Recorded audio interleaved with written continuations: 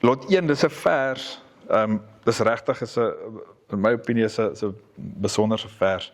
Haar ouma was een van die is 'n koei wat ons by Jaco van Rensburg gekoop het, vir Jaco de la Vida daar onder in die Ooskaap. Hy was 'n bondkoei gewees en ons het 'n vol sissie van haar ma het ons verkoop paar jaar terug op die bondveiling. So dis eintlik 'n bondkoei familie.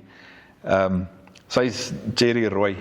Het regtig lekker kapasiteit. Sy het 'n besonderse been en vel aan haar en vroulikheid aan haar en kapasiteit. Ek dink is die tipe wat regtig 'n mooi koei gemaak eendag.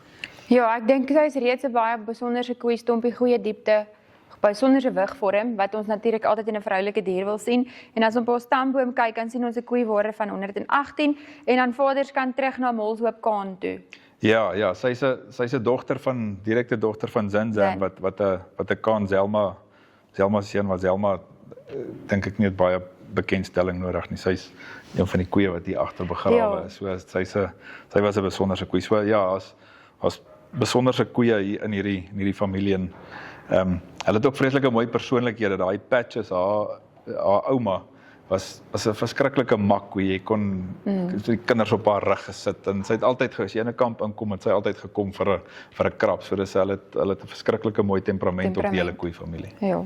En natuurlik Stompie, jou baie sterk invloed van Zelma in jou hele kudde, nee, 'n koei wat 'n belangrike moederlyn in jou kudde was. Ja, ons amper ons hele Borang kudde het ek half gebou op Zelma, het sy met seuns van haar of dogters of so. En daai eenvormigheid van Zelma en van daai Zelma koei familie is net is regtig baie sterk. Hulle is natuurlik dieselfde koei familie as die Fridas, die Tanjas, die Jasmines, almal daai trek terug na die Winnie koei daai 9615. Die welbekende Winnie koei. Ja, die mother of the Boran nation. Ja.